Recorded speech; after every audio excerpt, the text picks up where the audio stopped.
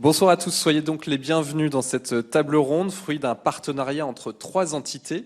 L'UCLI, l'Université catholique de Lyon, les librairies La Procure, également lyonnaise, et puis la radio RCF Lyon.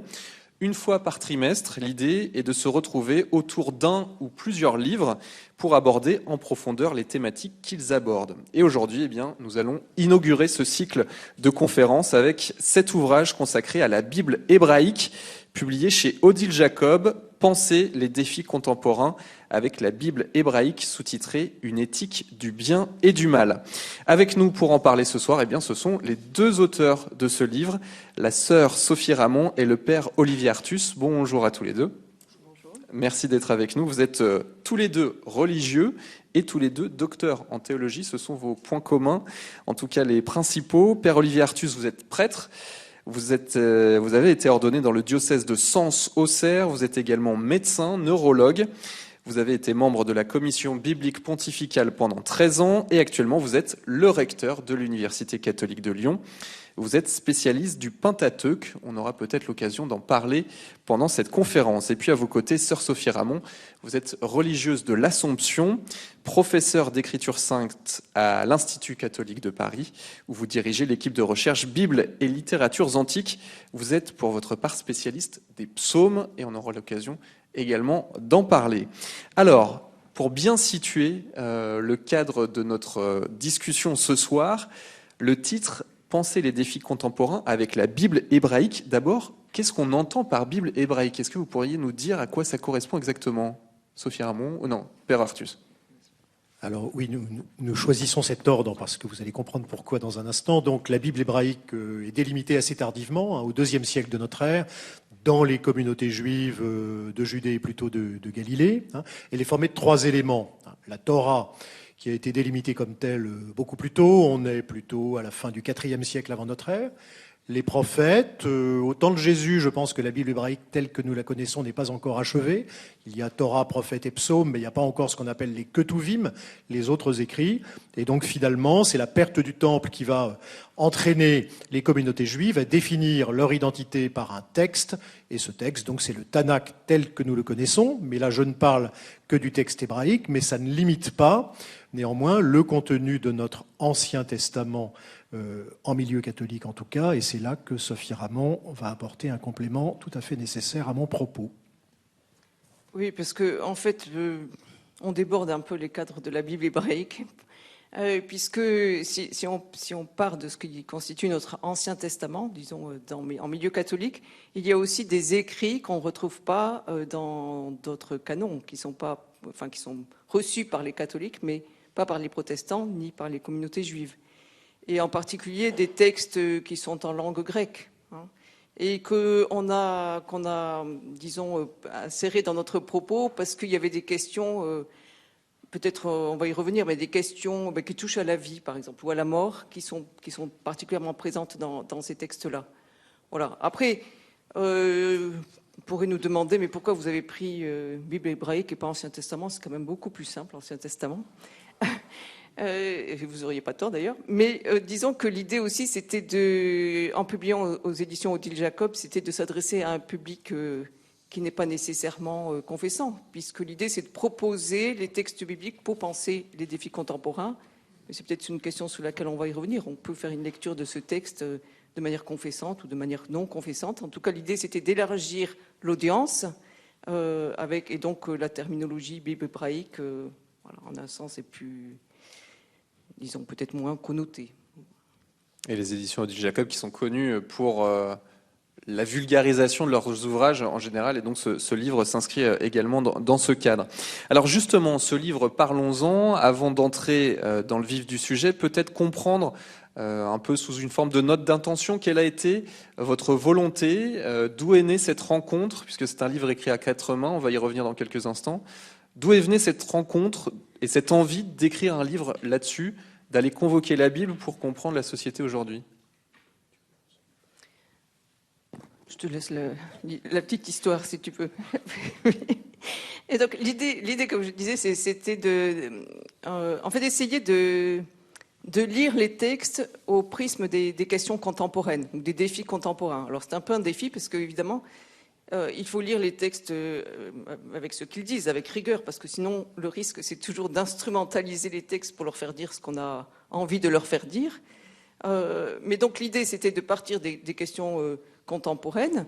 Je ne sais pas, moi, la question écologique ou quoi d'autre, la question de l'intégration des étrangers, je ne me rappelle plus. Les inégalités sociales. Les inégalités sociales. Puis il y a des questions qu'on n'a pas pris en charge, qu'aujourd'hui peut-être on prendra en charge parce que les choses changent rapidement.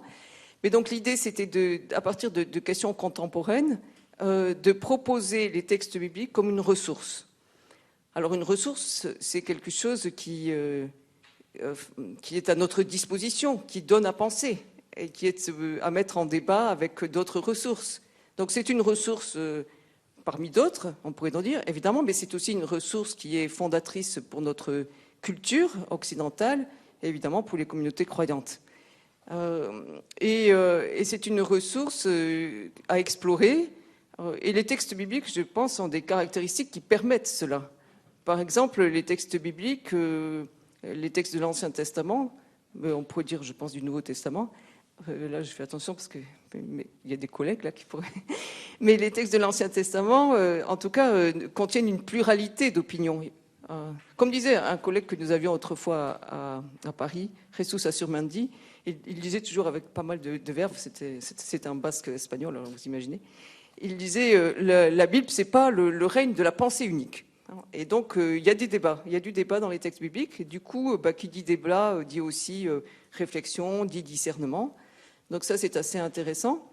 Ce sont des textes aussi qui se relisent. C'est-à-dire, ce sont des textes qui ont connu un long processus d'histoire de la rédaction. Ils ont été écrits à une époque donnée, dans des circonstances particulières. Et puis, le temps passe, les circonstances changent. Et il faut relire ce qu'on disait à une époque donnée. Et on assiste à cela dans les textes bibliques. C'est d'ailleurs quelquefois ce qui en rend l'interprétation assez difficile. Mais donc ce mouvement de relecture constant qui fait que certains, je pense par exemple à Bernard Levinson, un juif américain, disent que la Bible, les textes bibliques, ce sont le lieu de l'émergence de l'esprit critique. Précisément parce que on a cette pluralité, on a ce phénomène de relecture, on adapte, on actualise les textes. Voilà. Je ne sais pas si tu veux dire. Alors, Sine, moi je dirais 3 choses. Premièrement, se laisser faire par le texte. La curiosité initiale pour moi a été provoquée par la lecture du chapitre 2 de la Genèse, où au verset 9, donc on a la construction du jardin d'Éden, il y a l'arbre au milieu du jardin, et à position l'arbre de la connaissance du bien et du mal. Si je suis un lecteur qui ouvre le texte biblique pour la première fois, personne ne m'a dit ce qu'était le bien et le mal.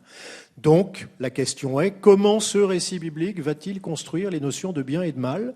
Et donc, alors que les exégètes d'habitude arrivent avec leur appareillage technique sur le texte et vont appliquer cet appareillage sur le texte, ici, l'idée était plutôt de se laisser faire et de voir comment le texte lui-même allait résoudre l'énigme qu'il posait. Voilà, il dit au lecteur, il y a un arbre de la connaissance du bien et du mal, mais le lecteur ne sait pas, au moment où il en prend connaissance, ce qu'est le bien et le mal, et il faut lire chapitre après chapitre le texte biblique pour découvrir comment, effectivement, le texte biblique va révéler, au fond, une définition relativement précise du bien et du mal, plutôt d'ailleurs dans l'ordre de la violence. Pour le texte biblique, nous avons découvert que la violence interpersonnelle et la violence sociale était le lieu maximal du mal et que le bien résidait finalement dans la prévention ou dans le traitement de cette violence. Bon.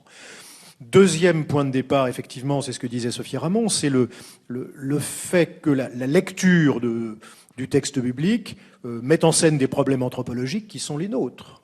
Je parle de la violence, je pourrais parler des inégalités sociales, je pourrais parler de la relation du masculin au féminin, je pourrais parler du fait que nous sommes tous mortels, que nous devons tous travailler pour vivre, que nous croyons en Dieu, mais que Dieu est quand même absent, je dirais, physiquement de notre quotidien. Et le texte biblique se pose ces questions et au fond, la conscience de la proximité, finalement, des défis anthropologiques de l'époque où ce texte a été écrit, mettons il y a 2500 ans, et de nos défis anthropologiques. Et puis la troisième raison, c'est que, quand même, dans nos sociétés occidentales, la Bible est exculturée. C'est-à-dire que se référer à la Bible pour fonder une réflexion devient quasiment un défi, particulièrement en France, puisqu'il y a voilà, ce régime de laïcité, concept finalement assez mal défini, mais qui fait qu'on ne va pas avoir recours à la tradition religieuse quelle qu'elle soit pour penser le réel. Or, évidemment, dans nos pays occidentaux, la Bible appartient de plein pied à la culture contemporaine, et donc il y avait également ce défi d'essayer de rapatrier la Bible dans la culture. Et d'ailleurs, vous ouvrez le livre sur une citation de Frédéric Mitterrand, qui était ministre de la Culture en 2010, lors d'une exposition sur la Bible, justement, où il disait « La Bible est vraiment le patrimoine de l'humanité, c'est-à-dire le patrimoine de chacun, sans aucune exclusive, quelle que soit sa foi, son origine, sa philosophie. » L'idée, le postulat de départ, c'était ça aussi, que la Bible, c'est quelque chose qu'on a en commun, et c'est pas seulement quelque chose des catholiques, quelque chose des religions monothéistes, etc. Oui, c'est ça. Et l'idée, c'était du coup de sortir de notre cercle un peu limité de chrétiens confessants qui lisent la Bible. D'où le choix de la maison d'édition. Et alors, je disais tout à l'heure, il y a une petite histoire quand même derrière ça. Je crois qu'on peut la raconter, mais tu diras ce que tu veux après, Olivier. Mais en fait, nous étions en Inde, figurez-vous, à Bangalore, quand cette idée-là nous est venue à la tête. Et nous étions partis là-bas parce que c'était pour toi d'ailleurs, pour Olivier. Nous avions écrit un ouvrage en hommage à Olivier Artus, qui arrivait en principe à l'âge de la retraite. Mais oui, la retraite, c'est pas mal quand même. On s'occupe après. On est en train de la repousser sans cesse. Oui, voilà, c'est ça. Oui, on ne m'en parlait pas. Mais non, mais et donc Olivier allait quitter l'Institut catholique de Paris et avait des liens avec Bangalore en Inde. Et donc nous avions avec les enseignants de Bangalore décidé, enseignants de Bangalore et de l'Institut catholique de Paris, de faire un ouvrage en commun. Donc c'était déjà toute une affaire. D'ailleurs, c'était sur la politique, c'était Bible et politique. Et donc nous sommes partis là-bas pour remettre le livre à Olivier, puis aussi pour faire évidemment une sorte de colloque ou de manifestation publique à laquelle les étudiants de Bangalore étaient invités. Et pour moi, c'est quand même assez intéressant parce que c'est évidemment l'Inde, c'est pour nous un autre monde. Hein. Et donc nous étions dans cette expérience d'être déplacés et complètement déconcertés, et pourtant d'arriver à lire ensemble la Bible malgré nos différences culturelles qui étaient évidemment très visibles.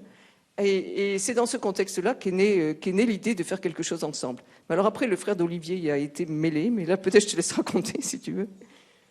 Alors, effectivement, j'ai un frère qui est économiste et qui ne cesse d'écrire livre après livre chez Odile Jacob et qui nous a dit « Dites donc tous les deux, vous n'écririez pas un livre ?»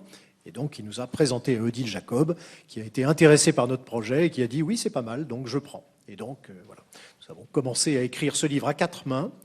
Et donc, ça, c'était le défi. Et donc, si vous lisez le livre, vous verrez que chaque chapitre est bien référé à son auteur, mais que les 2 auteurs dialoguent toujours à la fin de chaque chapitre. C'est-à-dire que l'auteur qui n'a pas écrit le chapitre pose des questions à l'auteur du chapitre, qui répond, et que la conclusion est une conclusion dialoguée. Et finalement, on est assez content de ce choix. C'est ce qui fait l'originalité de ce livre, effectivement. Et sous forme d'interview, vous rassemblez finalement les idées forces de chaque chapitre avec l'auteur effectivement qui n'a pas écrit, qui peut interroger l'autre. D'ailleurs, sur la question de la forme, peut-être une question préalable aussi, avant d'entrer dans le corps vraiment de cette réflexion, c'est le mot Dieu, qui évidemment est central dans un ouvrage sur la Bible. Il est écrit en minuscule, pas de D majuscule. Pourquoi ? Pas toujours. C'est-à-dire qu'il est parfois écrit en minuscule, parfois écrit en majuscule. C'est-à-dire quand c'est l'idée de Dieu, le mot est minuscule, parce que tant qu'on n'a pas informé cette idée, Dieu, dans ce cas-là, c'est ce que nous en faisons. Donc ça devient notre chose, et donc si Dieu est notre chose, il ne mérite pas de majuscule. Dieu prend une majuscule quand Dieu devient une personne. Et donc il devient une personne quand il s'engage dans l'alliance avec Israël, quel que soit son nom, que ce soit le tétragramme, Yahvé, que ce soit Yahvé Dieu, que ce soit Elohim. Et donc nous différencions bien finalement l'idée non informée de Dieu et la personne révélée de Dieu, qui est évidemment dotée d'une majuscule comme elle le mérite. Sophie Armand là-dessus ? Oui, peut-être aussi, peut-être c'est lié aussi à la question des destinataires potentiels de l'ouvrage. Parce que dans le Dieu avec une majuscule, c'est aussi notre relation personnelle à lui. Donc si on part de l'idée que les textes bibliques sont patrimoine commun et qu'on peut les lire, y compris avec une lecture non confessante ou des non-croyants, pour justement comme ressource pour penser les défis contemporains, il faut permettre ça, y compris de manière formelle, si j'ose dire. Alors cette fois-ci, allons-y, allons plonger dans la réflexion que vous ouvrez avec ce livre, avec finalement cette idée que la Bible peut être un format disruptif, c'est un mot très à la mode, mais en tout cas qui a un peu un modèle alternatif qui naît. Donc il faut se replonger dans le contexte, on est avant Jésus-Christ, parfois plusieurs siècles, et là émergent des idées de société différentes. Alors on va peut-être commencer par prendre le prisme de finalement des inégalités et comment on peut les résoudre. Sophie Ramon, je me tourne vers vous parce que vous montrez comment des prophètes comme Amos, comme Michée peuvent déjà mettre l'accent sur les inégalités, c'est-à-dire qu'ils vont les pointer, ce qui est déjà novateur, et qui vont montrer comment aussi la justice est dévoyée. À l'époque des Hébreux, en fait, on voit comment la Bible, elle valorise des personnages empreints de douceur, de sagesse, et ça, c'est nouveau à l'époque, et ça peut nous permettre d'éclairer la société aujourd'hui, comme un peu des sortes de références. Oui, alors il y a plusieurs choses dans ce que vous suggérez. D'une part, oui, la dénonciation, et ça vous l'avez dit, la dénonciation des injustices sociales, elle est très présente, je pense, dans tous les corpus bibliques, en tout cas dans tous les corpus de l'Ancien Testament. Elle est très présente, c'est vrai, dans le corpus prophétique, avec parfois des invectives prophétiques très, très, très fortes. C'est vrai du prophète Amos, c'est vrai de certains textes d'Isaïe. Mais c'est vrai aussi de cette catégorie un peu plus floue là qu'on appelle les écrits. Je pense par exemple au livre de Qoéleth. Là où devrait régner la justice, règne l'injustice. Donc ça, au moins, c'est une affirmation claire.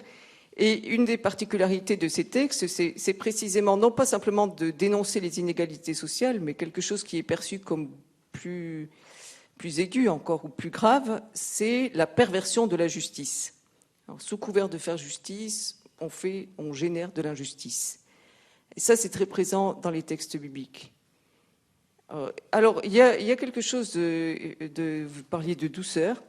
Peut-être à ce sujet, on pourrait évoquer une procédure qui est mise en évidence dans les textes bibliques. Alors ça, c'est un de mes dadas.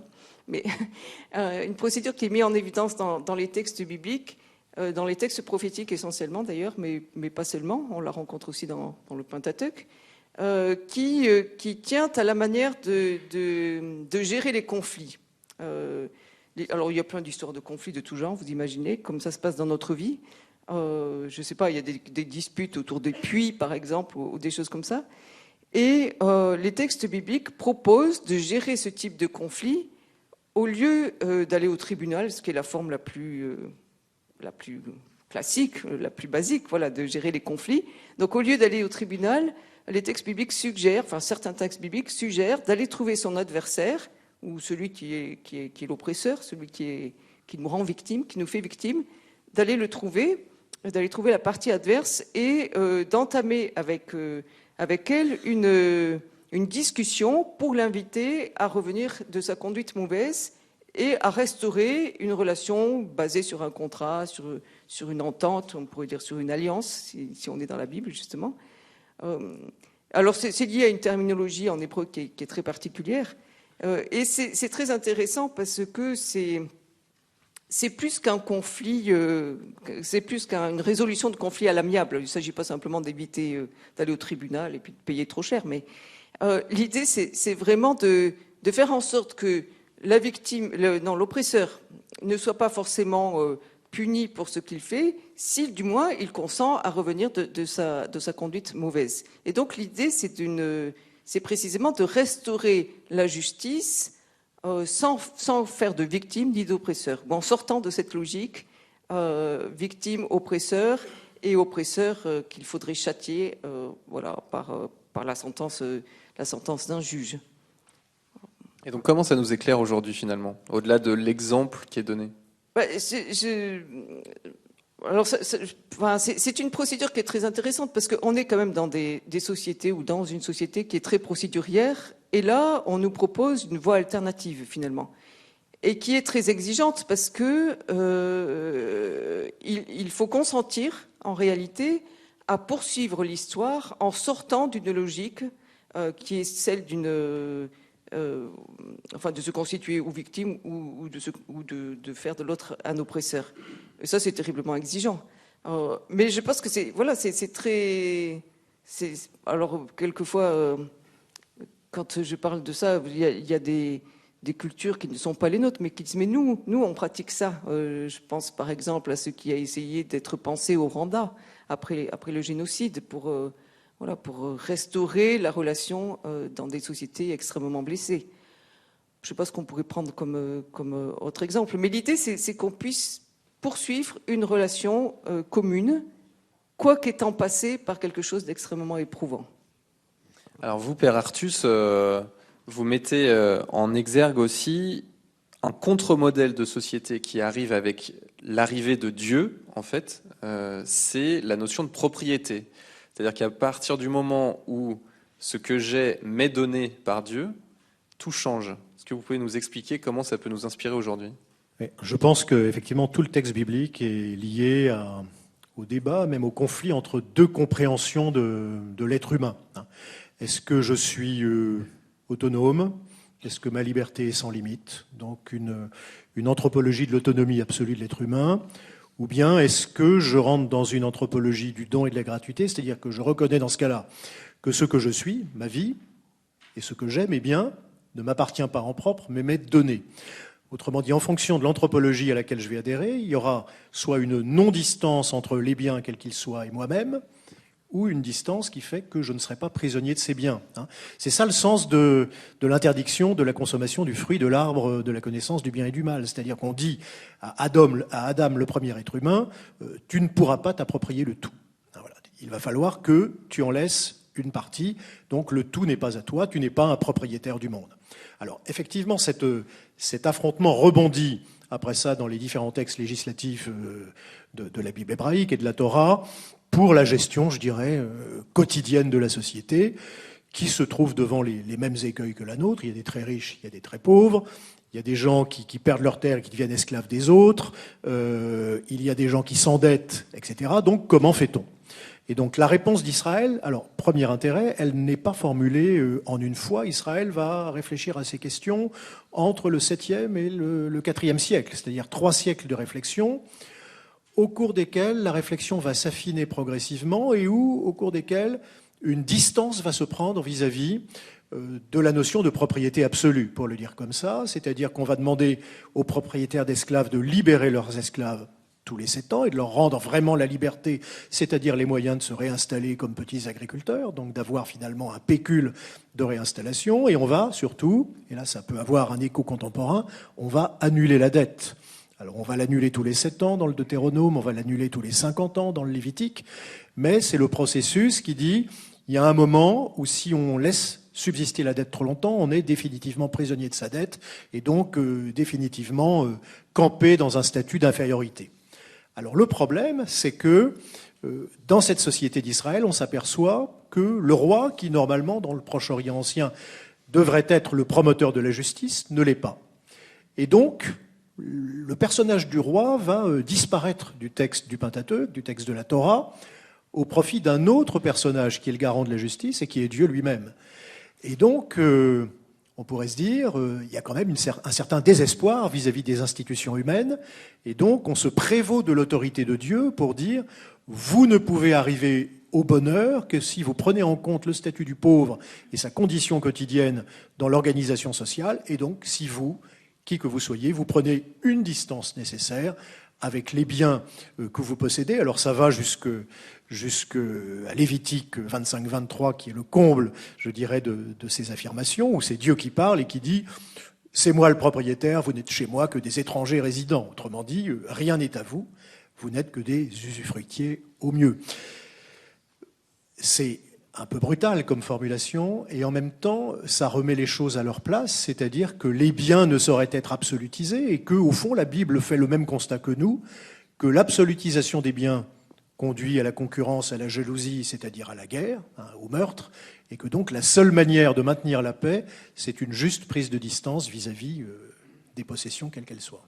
Et d'ailleurs, vous montrez aussi dans le livre qu'il y a l'émergence d'un modèle non violent déjà dans la Bible, et qui, ça, est presque révolutionnaire pour l'époque. C'est-à-dire que l'exemple de la figure de Joseph, par exemple, dans la Genèse, dont vous parlez dans le livre, est une figure de non-violence dans une époque où, en gros, c'est la vendetta, pour résumer les choses. Alors, ce qui est intéressant déjà, c'est que le Dieu d'Israël est non-violent. C'est-à-dire que quand vous prenez tous les mythes de création de l'univers dans le Proche-Orient ancien, c'est un combat entre divinités. Il y en a une qui meurt, il y en a une qui gagne. Et le monde est fait avec le corps de la divinité perdante. Par exemple, à Babylone, c'est le corps de Tiamat qui forme les cieux et la terre. Et donc, le Dieu d'Israël crée par sa parole.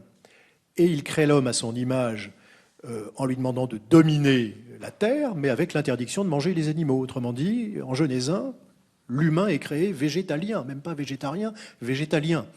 Autrement dit, vous dominerez le monde à l'image de Dieu, qui lui-même a une domination de douceur. Ce qui est, l'expression n'est pas de moi, elle est de Paul Beauchamp, qui est un de nos prédécesseurs dans l'exégèse de l'Ancien Testament, mais donc autrement dit, une domination de douceur, donc un vrai oxymore, un vrai paradoxe. Et de fait, des personnages bibliques vont reprendre à leur compte cette imitation de Dieu, pour le dire comme ça.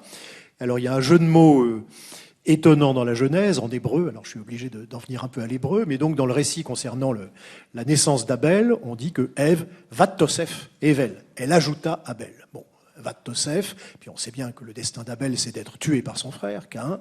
Donc autrement dit, la rivalité fraternelle entraîne la mort du plus doux, finalement. Mais à la fin du livre de la Genèse, arrive ce personnage de Joseph, Yosef, Vat-Tosef, Yosef.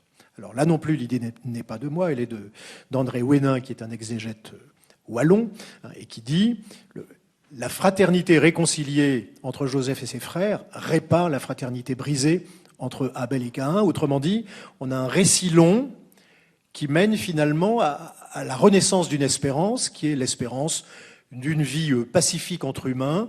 Et cette douceur de la vie entre humains doit être effectivement une imitation de la douceur divine. Alors sur la question écologique, peut-être maintenant, on l'a abordé brièvement, mais Sophie Ramon, c'est vous qui vous occupez de ce chapitre dans ce livre, et vous montrez finalement, avec l'exemple de Job, que déjà à cette époque-là, l'humain est moins sage que les animaux eux-mêmes. Est-ce que vous pouvez nous expliquer en quoi on sort déjà d'une forme d'anthropocentrisme où l'homme est au centre? L'homme n'est plus le centre déjà dans la Bible hébraïque. Oui, tout à fait. Alors, souvent, quand on pense cette question écologique, c'est le texte de Genèse qui est cité, précisément celui que le professeur Artus vient de rappeler. Mais j'aime bien faire le détour par le livre de Job, parce que c'est un peu plus déconcertant et c'est tout à fait étonnant.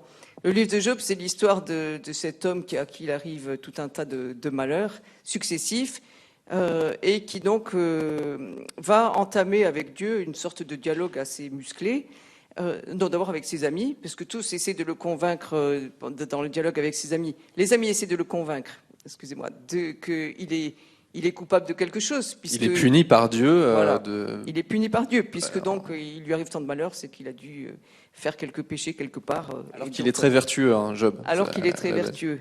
Et lui, il s'inscrit dans finalement dans cette tradition de pensée, et en même temps, il expérimente que ça marche pas, puisque il se pense injustement châtié par Dieu. Donc ça fonctionne pas.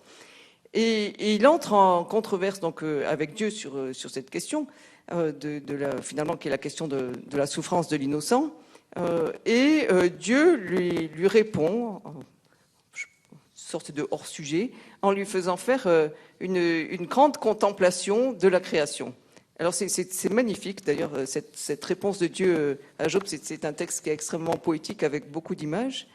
Et Dieu dit à Job, mais est-ce que tu étais là quand j'ai créé ceci? Est-ce que tu étais là quand j'ai tiré le ciel et que j'ai mis les astres? Est-ce que tu étais là? Et donc il le fait rentrer dans cette contemplation où il parle des astres, il parle de la terre, il parle de la mer, il parle d'un tas d'animaux qui donc peuplent la terre, et des animaux y compris complètement inutiles pour les humains, voire dangereux pour les humains, voire que les humains ne maîtrisent pas. Et au bout du compte, il ne lui parle jamais des humains. Donc la réponse de Dieu est complètement oublieuse des humains et elle fait comprendre à Job que l'humain n'est peut-être pas le centre de l'univers. En tout cas, ce n'est pas la seule préoccupation de Dieu. Donc il y a cet aspect-là qui, au fond, est une invitation à contempler le créé, non pas à partir de l'humain, mais à partir de toute la vie et de tout ce qui peuple, tout ce qui est créé par Dieu et qui fait la beauté et la diversité de l'univers.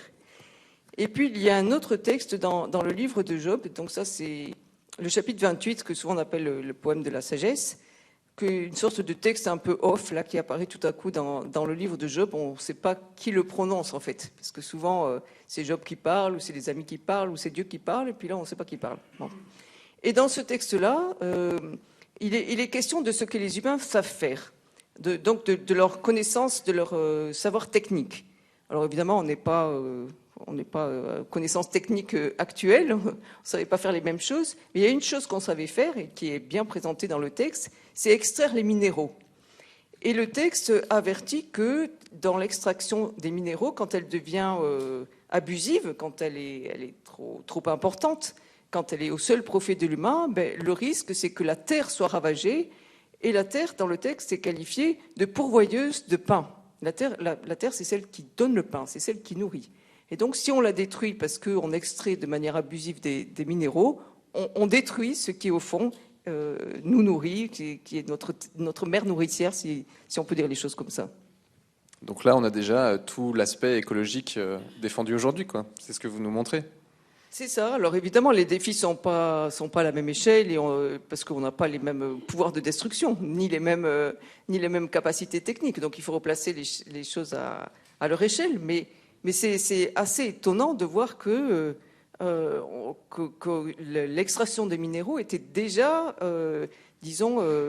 pensée comme potentiellement dangereuse dès qu'elle était faite au seul profit des humains et pouvait être faite de manière complètement désordonnée. Donc c'est assez extraordinaire en fait. Et ça rejoint aussi cette idée que finalement la terre est aussi don de Dieu et que l'homme n'a pas à se l'accaparer. On a déjà cette idée-là aussi. Alors effectivement, le texte biblique commence comme cela, c'est-à-dire que le monde est reçu, il n'est pas autoproduit, et donc au fond, il est donné en responsabilité aux humains, à charge pour eux de le garder, comme le jardin d'Éden, de le travailler et de le transmettre. Et donc, effectivement, je dirais que le rapport au monde, si jamais il devenait un rapport de propriété absolue, a comme corollaire aussi l'idolâtrie de l'être humain par lui-même, c'est-à-dire que dans ce cas-là, il n'y a plus d'altérité, et donc il y a une illusion de toute puissance qui est la cause de comportements qu'on pourrait appeler déviants en écologie, mais également dans les relations interhumaines. On en reparlera peut-être quand on parlera des relations interhumaines de nos jours. Et bien justement, la transition est toute trouvée parce qu'on ne va pas détailler tous les chapitres. On a donné quelques exemples de ce que vous pouvez aborder. On laissera les lecteurs découvrir ça lors de leur lecture. Mais peut-être faire résonner votre livre avec des questions qui se posent aujourd'hui très concrètement et que vous n'avez peut-être pas eu le temps d'aborder véritablement ici. Notamment la question de la guerre juste et de la violence légitime. Là, c'est le premier anniversaire du déclenchement de la guerre en Ukraine, toute cette semaine. Comment lire la Bible peut-elle apporter des ressources pour penser la situation aujourd'hui, et notamment de la guerre et de la violence légitime? Alors, il faut peut-être qu'on parle chacun à partir de nos corpus favoris. Alors, dans le Pentateuque, il y a deux réponses à votre question, et je pense que dans les textes que travaille la professeure Ramon, il y a d'autres réponses. Dans le Pentateuque, vous avez quand même la théologie deutéronomiste, qui dit en gros, c'est par la guerre que le pays va être rendu à Israël. Voilà. Et donc, le Deutéronome, au fond, fait correspondre la bénédiction divine avec la victoire sur les ennemis et la conquête violente de la terre. Et puis, dans les mêmes livres, vous avez une autre tradition qui est la tradition sacerdotale, qui milite pour une coexistence pacifique des peuples sur la terre, sur laquelle, effectivement, les exilés de Babylone vont revenir. Vous trouvez ça dans le livre de la Genèse, où le personnage d'Abraham va acheter un terrain à des voisins hittites avec lesquels il vit en paix. Et donc, le texte de la Torah va mettre côte côte à côte, finalement, deux conceptions complètement antagonistes du rapport au monde. On voit bien que la théologie du Deutéronome, que vous retrouveriez également dans le livre de Josué, a été accaparée par un certain nombre de mouvements de conquête violents. Quand les Afrikaners en Afrique du Sud conquièrent le territoire, ils disent « nous sommes le peuple élu » et ils revivent Josué. Quand les colons de Nouvelle-Angleterre conquièrent la région de Boston, ils se considèrent également comme le peuple élu qui va tuer les Indiens et conquérir au nom de Dieu le pays promis. Donc, autrement dit, au fond, une lecture fondamentaliste de Deutéronome et de Josué pour dire qu'il est légitime de conquérir violemment une terre et que la victoire militaire représente la bénédiction divine. Et face à cette affirmation, évidemment, dans le même texte, le récit sacerdotal vient déconstruire cette affirmation en disant que le don de Dieu ne réside pas dans la conquête violente de la terre, mais dans la coexistence pacifique de tous les peuples. Ça, c'est les réponses de la Torah, mais je ne sais pas, en fonction des corpus qu'elle travaille, ce que la professeure Ramon dirait sur la même question. Je pense que la dernière question le dernier aspect que tu viens de souligner, qui est celui de la coexistence finalement sur une même terre, est finalement bien abordé à la fois dans les corpus prophétiques et puis dans les écrits. Parce qu'au fond, il y a quand même beaucoup d'histoires de guerre et c'est essentiellement lié à la possession de la terre d'ailleurs dans les textes bibliques et à la domination que l'on peut éprouver d'une puissance étrangère. Et la question que l'on trouve dans beaucoup de textes de prophètes, par exemple, c'est de savoir comment est-ce qu'on peut vivre, rester disons, soi-même en vivant dans une terre étrangère, ou comment est-ce qu'on peut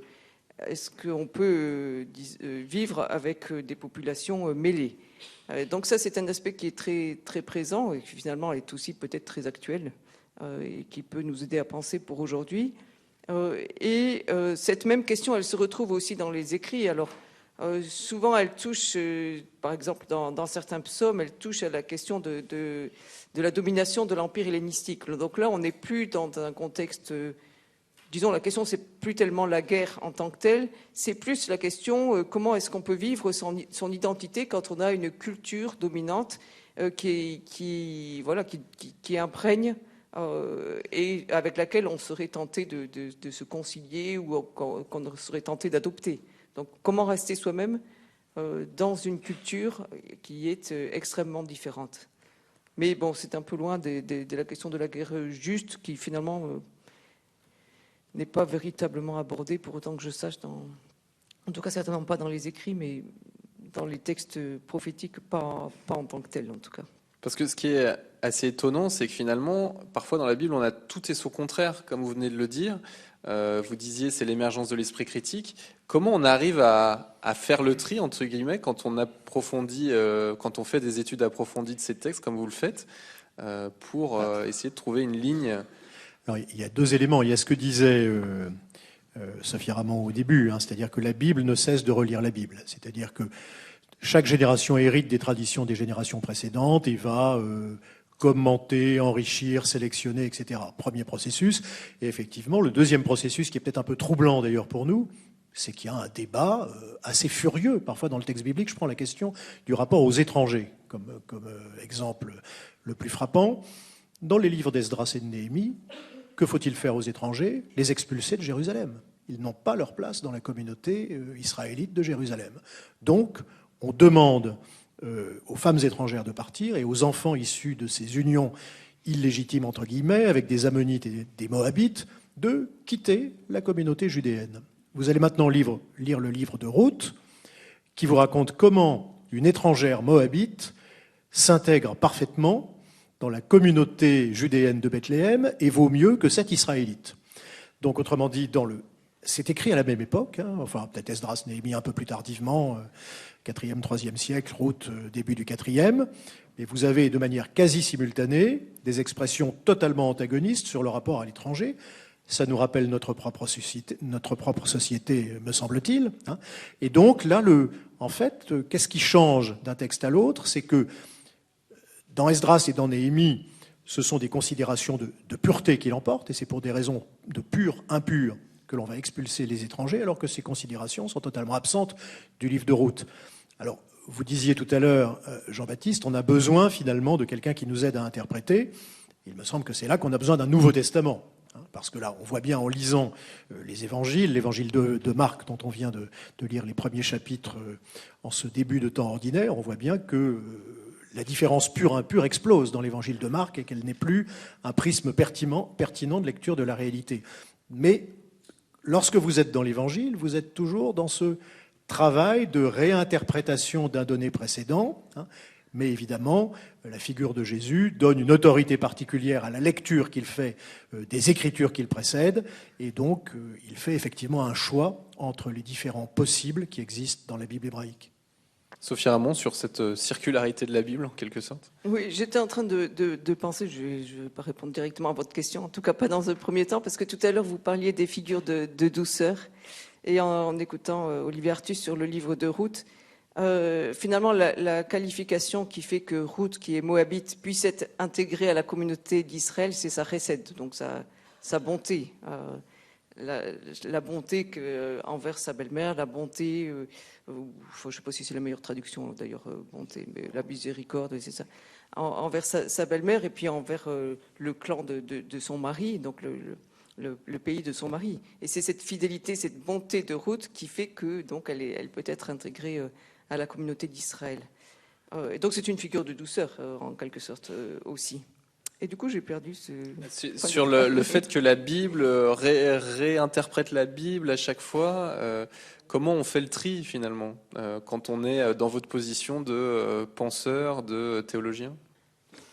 Oui, c'est-à-dire que c'est un exercice qui est assez compliqué, il faut bien le dire, parce qu'il faut lire les textes les uns en fonction des autres, et en fonction des liens d'intertextualité, enfin de ce qu'on peut déceler justement des jeux, essentiellement d'ailleurs par des reprises de vocabulaire ou par des stratégies de scribe qui nous permettent de faire les liens des textes envers les autres. Après, il faut évidemment, et ça c'est compliqué aussi, dater les textes et puis voir quel texte répond à un autre texte. Mais l'exemple qui est souvent cité sur le sujet, c'est celui de la loi sur l'autel. J'espère que je ne vais pas dire de bêtises, là tu vas venir à mon secours, mais dans le livre de l'Exode, il est écrit « Partout où tu iras, tu pourras ériger un autel... je ne sais plus le chapitre du livre de l'Exode. Exode 20, 22, 26. Et puis vous allez dans le livre du Deutéronome, au chapitre 12, cette fois-ci, si je ne me trompe pas, et vous avez un texte qui dit au contraire « C'est là où tu iras que tu érigeras un autel ». Et donc on voit bien que Exode permet une pluralité de sanctuaires ou de lieux de culte en tout cas, et puis le livre du Deutéronome, c'est un endroit précis, il y a une sorte de centralisation. Et donc les scribes du Deutéronome ont utilisé une particularité quelque chose d'assez singulier dans la syntaxe en hébreu du texte de l'Exode. Si on traduisait en français, ça donnerait quelque chose du genre « dans tout le lieu que je t'indiquerai ». Du coup, on ne sait pas très bien quoi faire de l'expression. Et ils ont utilisé cette syntaxe un peu curieuse pour dire autre chose que ce que dit le texte de l'Exode, pourtant auquel pourtant il se réfère. Et évidemment, le texte de l'Exode dit ça c'est la loi de Dieu, donc qui est donnée par l'intermédiaire de Moïse, et puis le Deutéronome en dit autant.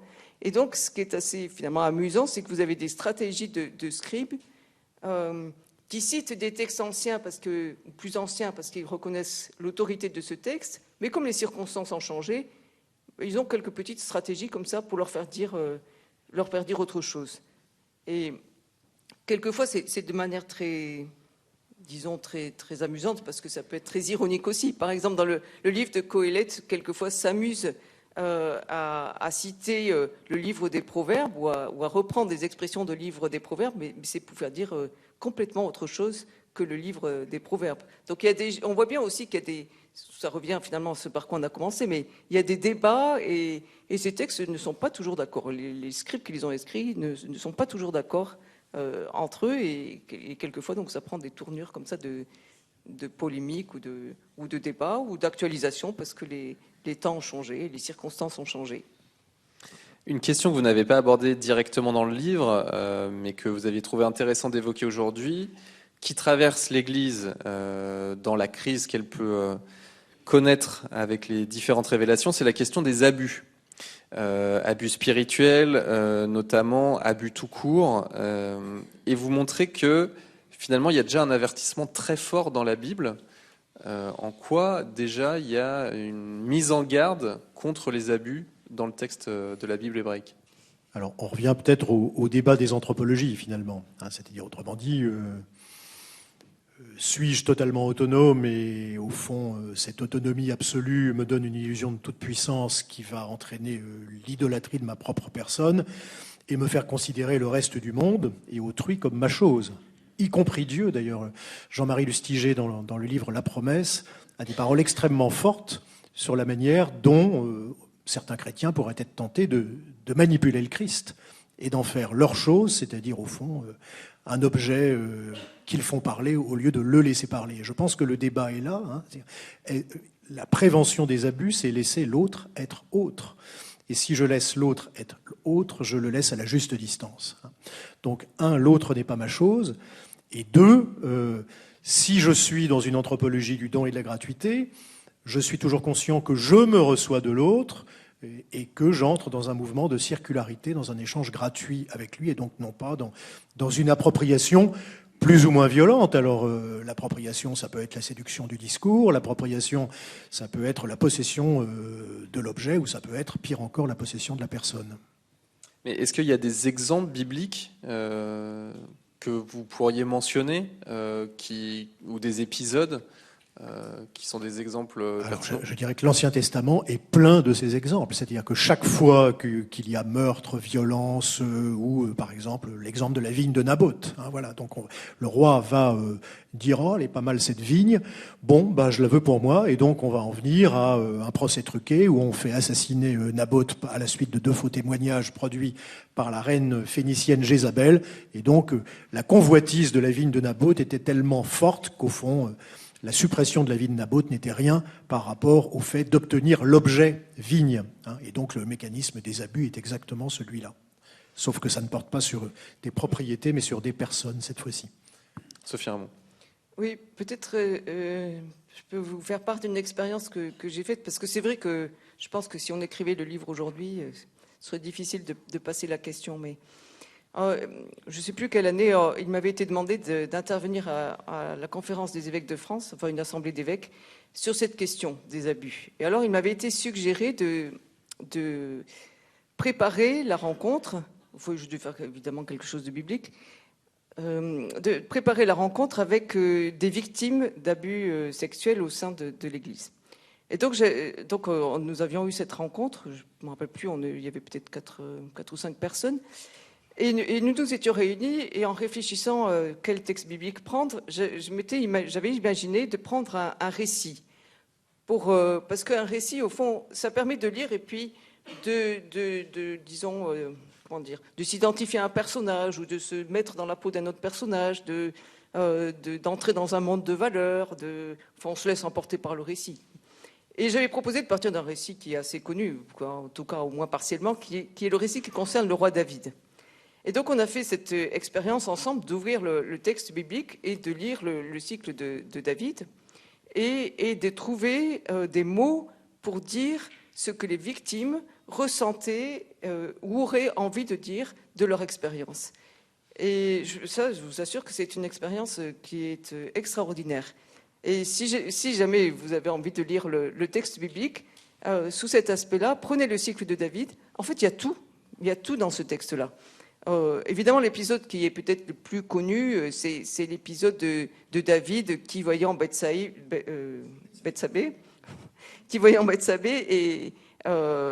est pris d'envie d'avoir des relations avec elle, ce qui va se passer, et puis vous connaissez l'histoire, l'engrenage dans lequel il est embarqué, une fois qu'elle découvre qu'elle est enceinte, et qu'il ne veut pas laisser apparaître la chose, parce que quand même, c'est pas très correct que le roi, en plus s'amuse alors que tous les autres sont à la guerre, ce qui est déjà un mauvais point de départ, et que donc il se soit mis dans cette situation.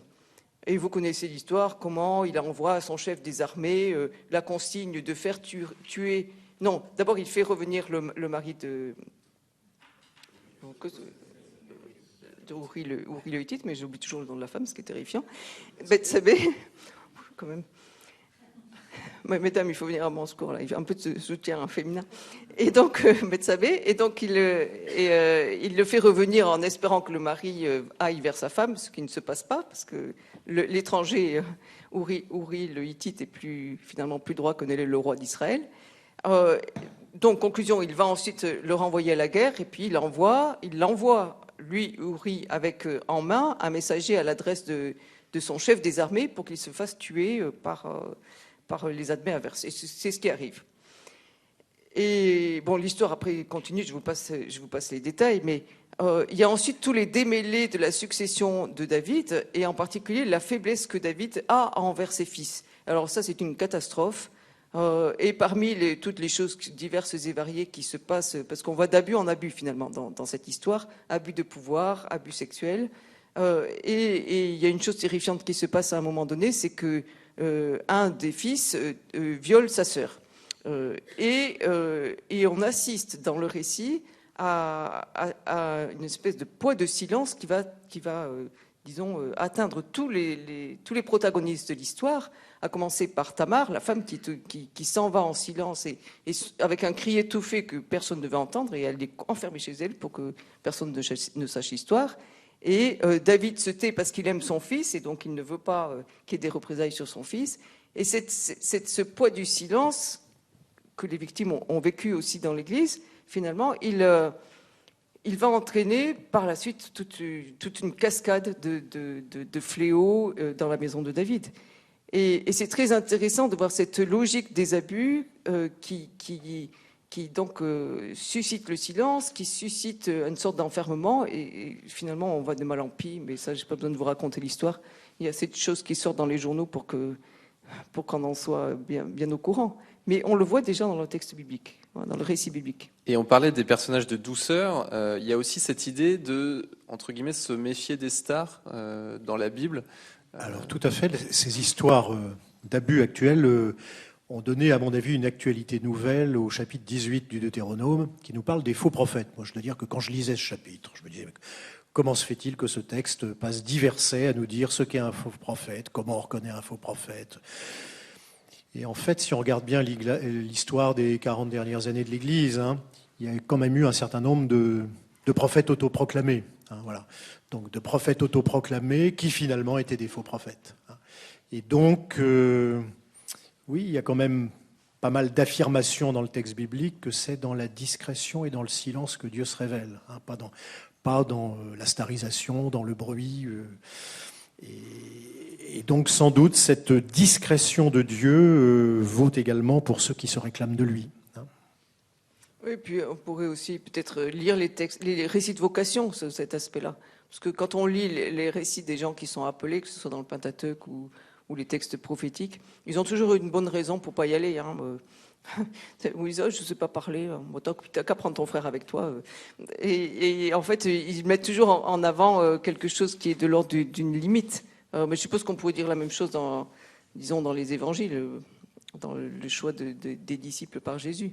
Et donc, il y a peut-être une mise en garde là qui est assez intéressante, parce que les personnes, disons, se laisser séduire, il y a peut-être quelque chose qui n'est pas de Dieu, si on peut dire les choses de manière un peu lapidaire, mais quand on est dans la séduction.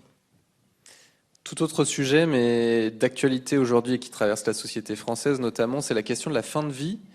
Est-ce que on peut convoquer la Bible pour penser la fin de vie, la Bible hébraïque pour penser la fin de vie aujourd'hui? Alors, vous savez sans doute que effectivement la mort est vraiment la mort dans la Bible hébraïque jusqu'à assez tard, finalement, que l'idée de résurrection n'arrive vraiment qu'avec la crise maccabéenne, c'est-à-dire on est au milieu du IIe siècle avant notre ère. Donc autrement dit, quand le psalmiste écrit le nombre de nos années 70, 80 pour les plus vigoureux, ben voilà, donc effectivement, ceux qui sont en meilleure santé, qui sont bénis de Dieu, vivent 70 ans et au mieux 80. Et donc la Bible n'occulte pas cette confrontation avec une issue qui est la mort, et qui n'est pas un drame si elle arrive au bon moment, c'est-à-dire pas trop tôt. Au fond, l'obsession de la Bible, c'est ne pas mourir trop jeune, ni sans descendance. Voilà, le double signe de la bénédiction divine, c'est une vie qui a une durée convenable, et surtout une descendance qui poursuit finalement l'existence du défunt. Et donc on parle de la mort, je dirais, à découvert dans le texte biblique. Et donc la question vient pour des raisons de théologie de la rétribution, c'est-à-dire comment se fait-il que les militaires juifs qui ont combattu contre les Grecs au milieu du IIe siècle et qui sont morts le soient alors qu'ils ont fait le bon choix, c'est-à-dire celui de la résistance. Et donc on voit que pour manifester le don de Dieu, on va penser leur survie éternelle dans une résurrection personnelle de la chair. Et évidemment, ce thème théologique du judaïsme un peu plus tardif va être repris dans le Nouveau Testament et être développé dans la foi chrétienne. Mais donc effectivement, la mort a vraiment sa place, je dirais, dans le texte biblique, et c'est très contemporain, ce silence sur la mort, cette peur de la mort. Moi, lorsque la crise du Covid est arrivée, il se trouve que nous sommes très liés ici à Lyon à un hôpital, qui est l'hôpital Saint-Joseph-Saint-Luc, et donc nous avons pas mal parlé avec des médecins de cet hôpital, et donc ces médecins, croyants ou non, nous disaient, ce qui était terrible, c'est que les patients avaient divinisé l'hôpital, c'est-à-dire qu'ils ne pensaient pas que l'hôpital pouvait échouer à les sauver, et qu'ils n'avaient pas intégré, alors qu'ils avaient le Covid, la possibilité que c'était pour eux la fin de la vie. Donc une espèce de surprise que la mort puisse faire irruption dans le réel. Sophie Ramon. Oui, Olivier Artus disait ça arrive finalement très tardivement, l'idée qu'il y ait quelque chose après la mort. Et dans une théologie de la rétribution, comme tu disais, donc ça c'est le livre de Daniel ou le livre des Maccabées. Mais il y a un texte aussi qui est peut-être est pas très connu parce qu'il fait partie, comme on disait tout à l'heure, des livres qu'on appelle les deutérocanoniques, c'est-à-dire ici c'est un livre qui est en langue grecque, qui est assez tardif, disons aux abords de l'ère chrétienne, on va dire 30 avant Jésus-Christ. La datation est assez discutée en fait, mais je ne vais pas rentrer ici dans les détails. Et dans ce texte de la sagesse de Salomon, la question est prise de front, la question de la mort. Et c'est assez intéressant parce que ce texte met en scène des impies qui finalement s'effraient du sens de la vie. Parce que si vous ne croyez pas qu'il y a quelque chose après la mort, eh bien, disent les impies, la vie, elle est éphémère, elle est fragile, elle passe comme un souffle. Demain, on ne sera plus rien. Et donc, ça a quelque chose finalement d'assez abyssal. Et pour fuir, pour se divertir, disons, si on prenait une expression qui vient de Pascal, mais pour se divertir de cette pensée de la mort, ils entrent dans une sorte de spirale qui consiste d'abord, tant qu'on est vivant, profitons de ce qui nous est donné, et puis on va aussi opprimer les catégories vulnérables, donc la veuve ou l'orphelin, parce que voilà. Et puis on va aussi mettre à mort le juste qui croit que Dieu va l'accueillir auprès de lui après la mort. Et donc le texte nous décrit ce raisonnement des impies qui, pris dans la peur de la mort, donc s'enferme dans une sorte de spirale qui devient finalement, d'un hédonisme, ou profiter de la vie, devient quelque chose d'assez terrifiant. Et le texte met en scène, à l'opposé de ces impies, un juste qui ne dit rien, qui reste complètement silencieux, mais qui est à un moment donné mis à mort donc par les impies et qui comparé devant Dieu et qui reste silencieux, mais à sa vue, les impies sont pris de remords et ils vont relire tout leur raisonnement et ils vont comprendre qu'ils s'étaient trompés. Et ce texte a pour moi quelque chose d'assez fascinant parce qu'on ne sait pas très bien ce qu'il présuppose de la vie après la mort, parce que le texte n'est pas très, très précis. Il parle d'incorruptibilité ou il parle d'immortalité. Mais voilà, donc c'est pas, ou de proximité avec Dieu, mais donc on ne peut pas en dire beaucoup plus. Mais par contre, il a une invitation qui est assez forte, c'est que la manière dont on pense la mort doit rejaillir sur notre vie, sur la manière dont nous vivons aujourd'hui. Et ça, c'est une première chose qui est particulièrement intéressante, je trouve, et pour nous aujourd'hui aussi. Et puis, la deuxième chose, je pense, c'est qu'il introduit cette perspective d'un au-delà, de quelque chose qui se passe après la mort, avec cette conscience que on ne peut pas convaincre l'autre qu'il y a quelque chose après la mort. Pas plus qu'aujourd'hui, on pourrait discuter avec des gens on pourrait convaincre, on peut discuter, mais on ne pourrait convaincre quelqu'un qu'il existe une vie après la mort. Et il met en scène alors cette espèce de comparution devant du juste devant le tribunal de Dieu. C'est un peu comme c'est assez étonnant d'ailleurs, c'est un peu comme dans le Gorgias de Platon. Vous savez, quand Socrate n'arrive plus à convaincre le sophiste Calliclès que la vertu vaut quelque chose, hein, et qu'il vaut mieux être vertueux que d'être parfaitement injuste. Et comme il n'arrive plus à convaincre son adversaire, il fait appel au mythe de la pesée des âmes, où dans ce mythe, donc à notre mort, ce mythe raconte qu'à notre mort, nos âmes vont être pesées, et que finalement tout ce qui est richesse, tout ce qui est honneur, tout ce qui est prestige, ça ne va pas peser très lourd dans la balance. Et ce qui va peser lourd, ce sont ce qu'on pourrait appeler les vertus, disons, pour aller vite. Et donc vous avez quelque chose de semblable dans le texte de la sagesse de Salomon, sauf qu'évidemment il présuppose la foi en Dieu, mais avec cette idée qu'on ne peut pas convaincre, mais on peut dire une conviction, et que cette conviction qu'il y a quelque chose après la mort, elle doit refluer, elle doit marquer notre vie présente. Peut-être avant de passer aux questions du public, une question plus personnelle pour terminer cette discussion. Comment l'écriture de ce livre vous a-t-elle changé ou vous a-t-elle fait évoluer dans votre lecture de la Bible ? Alors, je ne savais pas en commençant l'écriture que la réponse à la question du bien et du mal serait à ce point le mal réside dans la violence sociale. Et donc, ce qui m'a beaucoup impressionné, c'est le déploiement du texte biblique pour dénoncer la violence sociale et pour énoncer des stratégies de résistance. Et c'était beaucoup plus fort que ce que j'imaginais avant d'entrer dans le détail. Et donc, deuxièmement, quand même, un deuxième lieu, c'est un lieu d'inventivité. C'est-à-dire que, on le disait tout à l'heure, la figure du roi ne fonctionne plus. Et donc, ça nous renvoie à la désillusion vis-à-vis du politique de l'époque contemporaine. Mais donc, il y a d'autres figures qui suppléent. Et au fond, la figure du prophète devient une figure assez porteuse dans l'écriture. Moïse est essentiellement prophète dans la rédaction du Pentateuque. Et donc, au fond, le prophète devient une autre voix que la voix convenue pour dire le don de Dieu et pour dire l'avenir du peuple, d'une certaine manière. Et donc, je me suis demandé, qui est le prophète aujourd'hui ? Et vous, Sophie Ramon ?